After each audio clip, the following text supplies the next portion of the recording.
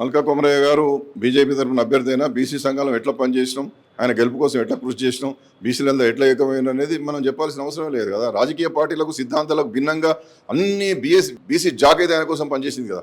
కాబట్టి ఆయన గెలుపులో బీసీలు లేరని చెప్పి మల్కే కొమరయ్య గారిని అడగండి, చెప్తాడు. కాబట్టి అది ఆ గెలుపు ఒక సూపర్ డూపర్ గెలుపు. దాన్ని బీసీలు ఐక్యమైతే గెలవగలుగుతారు అనేటువంటిది ఒకటి నిరూపించగలిగినాం. ఇంకొకటి మరీ ముఖ్యంగా చెప్పాల్సింది, ప్రసన్న హరికృష్ణ గ్రాడ్యుయేట్స్ ఎమ్మెల్సీగా ఒక స్వతంత్రమైన అభ్యర్థి, ఒక కామన్ మ్యాన్, ఒక ఉపాధ్యాయుడు రాజీనామా చేసి ముందుకొస్తే, ఒక యువకుడు ముందుకొస్తే బీసీ వాదం ఎంత బలపడ్డది. ఇవాళ 60-70 వేల ఓట్లను ఒక కామన్ మ్యాన్ సాధించగలిగాడు. ఎవరు? కరోడ్పతి, పెద్ద విద్యా సంస్థల అధిపతి మీద, ఒక పెద్ద ఎవరు, ఒక పారిశ్రామికవేత్త మీద కూడా హరికృష్ణ అన్ని ఓట్లు సాధించగలిగాడు. కారణం ఇది ఏ విధంగా దారితీస్తున్నదంటే, రానున్నటువంటి రోజుల్లో బీసీల రాజ్యాధికార స్థాపన 2028 నాటికి బీసీ ముఖ్యమంత్రి అనేటువంటి ఒక నినాదంతో పోతున్నటువంటి ఈ భావోజ్వలమైనటువంటి మహోజ్వలమైనటువంటి ఉద్యమానికి ఇది నాంది ప్రస్తావన. ఖచ్చితంగా రానున్నటువంటి రోజుల్లో బీసీ రాజ్యాధికార స్థాపనకు ఇది శుభారంభంగా మేము అందరం కూడా భావిస్తా ఉన్నాం. అంటే రాజ్యాధికారంలో భాగంగానే బీసీలు జనాభా పరంగా చూసుకుంటే అత్యధికంగా ఉన్నారు. అంటే బీసీలతో పాటు ఇతర సామాజిక వర్గాలను కూడా కలుపుకోవే ప్రయత్నం చేస్తారా మీరు రాజ్యాధికారంలో? తప్పనిసరిగా ఇది బీసీ ఐక్యతతో పాటు ఎస్సీ ఎస్టీ అగ్రవర్ణాల్లో ఉన్నటువంటి పేదవాళ్ళు, వైశ్యులకు అవకాశాలు రాలే, ఒక బ్రాహ్మణ్స్కు చాలా అవకాశాలు రాలే, ఇంకా చాలా కులాలు ఉన్నాయి. అలా అవకాశాలు రానటువంటి అగ్రవర్ణాల్లోని పేద వర్గాలు, అవకాశాలు రాని కులాలు, ఎస్సీ కులాలు, ఎస్టీ కులాలు, బీసీ కులాలు, మేమందరం ఏకమై బహుజన రాజ్య స్థాపన, మహాజన రాజ్య స్థాపనకు అంకురార్పణ చేస్తాం. ఆ దిశగా జనాభా ఎక్కువ ఉన్నటువంటి బీసీలం కాబట్టి బీసీలు ముఖ్యమంత్రి పదవి అనేటువంటిది నినాదంగా పెట్టుకొని బీసీ రాజ్యాధికార స్థాపన, బహుజనులందరినీ కలుపుకొని మహాజన రాజ్యాధికార స్థాపన దిశగా పోవాలనేటువంటి ఒక సంకల్పంతో మేము ప్రయత్నం చేస్తూ ఉన్నాం. తప్పనిసరిగా ఆ రోజులు రావడానికి ఎమ్మెల్సీ ఎన్నికల్లో మల్కా కొమరయ్య గెలుపు, మిగతా ప్రాంతాల్లో బీసీ అభ్యర్థులు బీసీ వాదంతో, బహుజన వాదంతో సాధించుకున్నటువంటి ఓట్లే అందుకు ప్రబల నిదర్శనం అని చెప్పి నేను ఘంటాబద్ధంగా చెప్పదలిచాను. ఈ మధ్యకాలంలో 3 పార్టీలు ప్రధానంగా బీఆర్ఎస్, బీజేపీ, కాంగ్రెస్ ఈ మధ్య బీసీల నినాదం ఎత్తుకున్నది. ఏ పార్టీ చూసినా బీసీ అని చెప్పి మాట్లాడుతున్నాయి. ఏ విధంగా చూడొచ్చు? ఇప్పుడు నినాదం ఎత్తుకుంటే ప్రయోజనం ఏమున్నది? బీజేపీ అంటే సరే, ఒక యువకుడైనటువంటి మల్కా కొమరయ్య గారికి అవకాశం ఇవ్వవచ్చు. కానీ ఇవాళ కాంగ్రెస్ పార్టీ ఒక్కరికన్నా బీసీలకు అవకాశం ఇచ్చిందా? మీ కామారెడ్డి బీసీ డిక్లరేషన్ ఎక్కడ పోయింది? మీరు 100 హామీలు ఇచ్చారు, ఆ హామీలను ఎక్కడ పోయినాయి? మీ 42% మీరు స్థానిక సంస్థల ఎన్నికల్లో బీసీలకు అన్నారు కదా, అవి ఎక్కడ పోయినాయి? మీ కులగణన తప్పుల తడకయ్యా, మీరు చేసింది తప్పు, అది మీరు ఇంట్లో కూర్చొని రాసుకున్నదయ్యా అని చెప్తే దాన్ని సవరించే ప్రయత్నం ఎందుకు చేయరు? మీరు రాహుల్ గాంధీ చెప్పిండు నేను చేస్తున్నాం అని చెప్పి ముఖ్యమంత్రి గారు అంటారు. రాహుల్ గాంధీ ఏం చెప్పిండని అన్నాడు?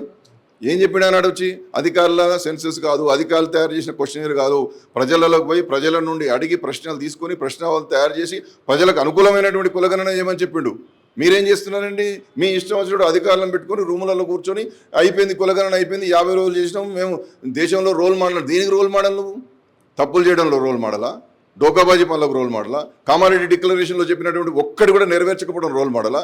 కాబట్టి ఇవాళ బీసీలు, ఎస్సీలు, ఎస్టీలు, బహుజన వర్గాలు, అగ్రవర్ణాలను పేదలు ఈ ప్రభుత్వాన్ని నమ్మడం లేదు. రాహుల్ గాంధీ గారు చేస్తున్నటువంటిది కేవలం ఒక ఎలక్షన్ల స్టంట్ కోసమైనటువంటిది. ఇవాళ రేవంత్ రెడ్డి గారి ప్రభుత్వం చేస్తున్న నిర్వాహకం ఏఐసీసీ మీద పడుతున్నారు, రాహుల్ గాంధీ మీద పడుతున్నారు. నిజంగా రాహుల్ గాంధీ గారు జోడో యాత్ర, న్యాయ యాత్ర చేసి రాజ్యాంగం పట్టుకొని సమానత్వం కోసం కొట్లాడదాని కావచ్చు, అధికారంలోకి వస్తే కులగణన చేస్తామంటున్నాడు, అసలు 50% క్యాబ్ తీసేస్తామంటున్నాడు.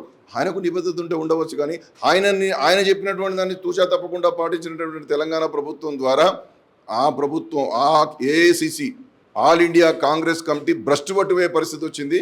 ఇక్కడ ఓటమే కాదు, ఈ ఓటమితో పాటు కాంగ్రెస్ పార్టీని మొత్తం పొందబెట్టే కార్యక్రమం జరగబోతున్నది. ఒకవైపు జనాభా గురించి కాకుండా బీసీల గురించి కొట్లాడుతుంటే అక్కడ కాంగ్రెస్ పార్టీ నుంచి తీన్మార్ మల్లన్నను కూడా సస్పెండ్ చేసింది కదా, ఏ విధంగా చూడొచ్చు?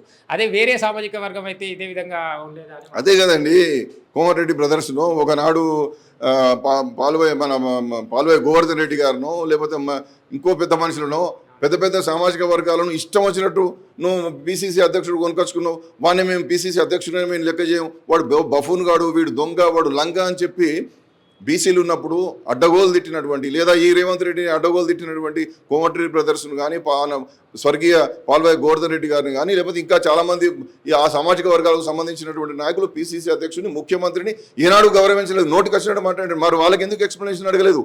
వారికి ఎందుకు సస్పెన్షన్ చేయలేదు? కాబట్టి ఇతర వర్గాలకు ఒక నీతి మాకో నీతి అనేటువంటి చర్చ జరుగుతున్నది. దీనికి ఇవాళ రాహుల్ గాంధీ గారు సమాధానం చెప్పాలి.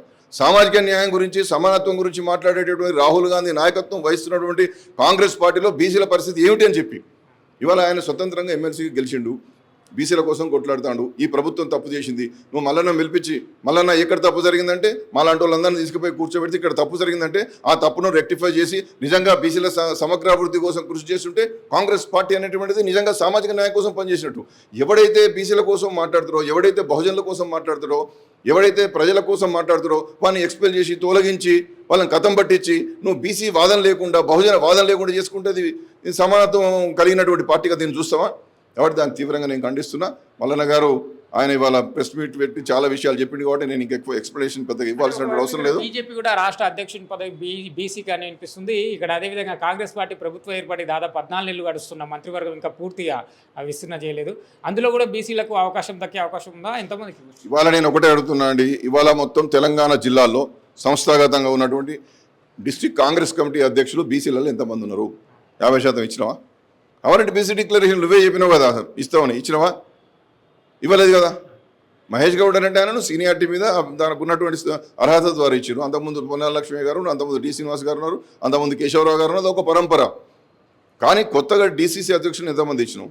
నామినేటెడ్ పదవులు ఎంతమందిని బీసీలను పెట్టినావు? ఆనాడు బీసీ ముఖ్యమంత్రి అని నినాదం ఇచ్చినటువంటి బీజేపీ పార్టీ తర్వాత నువ్వు తీసుకొచ్చి నువ్వు ఎవరిని అధ్యక్షులు చేసినావు అండి? వేరే వాళ్ళని అధ్యక్షులు చేసినావు.